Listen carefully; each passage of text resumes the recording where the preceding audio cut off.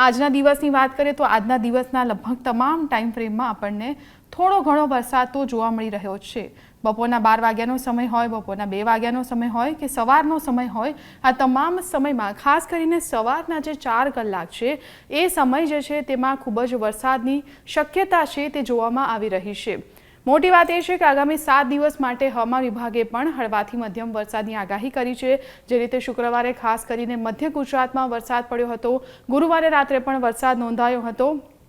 અને એ જ રીતે હવે ધીમે ધીમે ચોમાસું ભલે આગળ નથી વધી રહ્યું, ચોમાસું આજે મહારાષ્ટ્રનો ભાગ છે એના દક્ષિણ વિસ્તારમાં ક્યાંક ફસાયેલું છે, અટવાયેલું છે, તે આગળ નથી વધી રહ્યું અને તેને હજુ પણ આગળ વધતા એટલે કે અહીંયાથી આગળ વધતા હજી 3 થી 4 દિવસનો સમય લાગી શકે છે। પહેલાં એક સમય એવો હતો કે જ્યારે હવામાન વિભાગ કહી રહ્યું હતું કે 23 થી 25 જૂન આસપાસ ચોમાસાની ગુજરાતમાં વિધિવત રીતે એન્ટ્રી થઈ શકે છે, પરંતુ હાલની જે સ્થિતિ છે, ચોમાસું જે રીતે ફસાયું છે તેને જોતા હાલ હવામાન વિભાગનું કહેવું છે કે કોઈ ચોક્કસ તારીખ ન આપી શકાય, એટલે કે હજુ પણ ચોમાસું જે છે તેને ગુજરાતમાં આવતા વાર લાગી શકે છે। પરંતુ સારા સમાચાર એ છે કે આગામી 3 દિવસ તો ખૂબ જ સારા વરસાદની આગાહી કરવામાં આવી છે અને આજે આપણે વિંડી જોઈ રહ્યા છે એ પણ કંઈક એવું જ બતાવી રહી છે। લગભગ ગુજરાતના તમામ વિસ્તારો છે તેમને વરસાદની શક્યતા અને વાદળો આપણને જોવા મળી રહ્યા છે।